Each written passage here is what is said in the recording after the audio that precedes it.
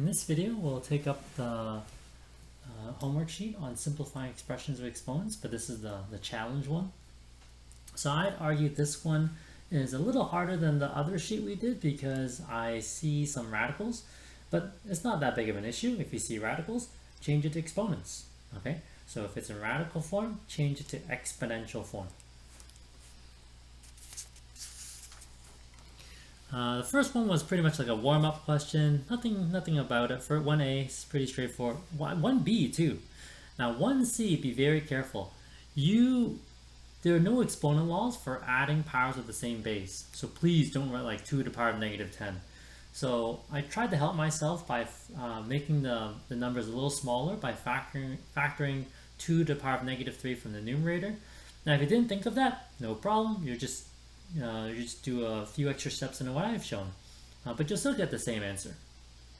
So D is the first time I see a radical, so right away I change that square root into a power of 1/2, and there's a cube root, I change that to raise to the power of 1/3, and then just follow the exponent laws like you did. You either add, subtract, or multiply the exponents. Those are really your three options. Radicals, change them to exponents. 25, F, yeah, nothing much. Once you see a radical, change it to an exponent. Same thing with G, H, I, not much to say. G, H, I, and actually G, H, and I are pretty straightforward.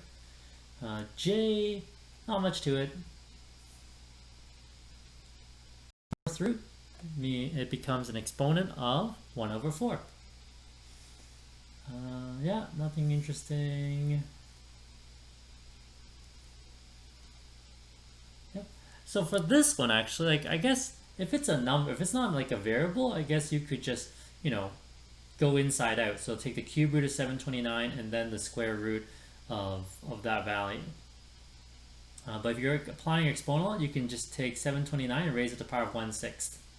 So different ways to do it, but you'll get no matter what you do, you'll get the same answer of 3. Over here, you square root 64 and then cube root 8. So for P and Q, I showed you like different ways of doing basically the same question. Not much to say about R.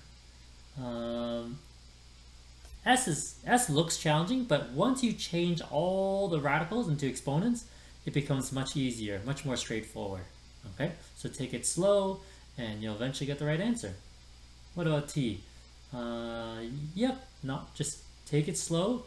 Once you see the radicals, change it to exponents. Now this one's actually really nice because there's a common factor, right? Root x and x to the power of 1/2 are the same, so you can just, there's a common factor. So really, you just have root 3. Okay, that's why it's the square, like 3 to the power of 1/2, raised to the power of 105. And then all of that squared. So it's the power of power of power. Yeah, because it's the 5th root. So that's why the exponent's 1/5. Okay, so hopefully you were able to get all those questions.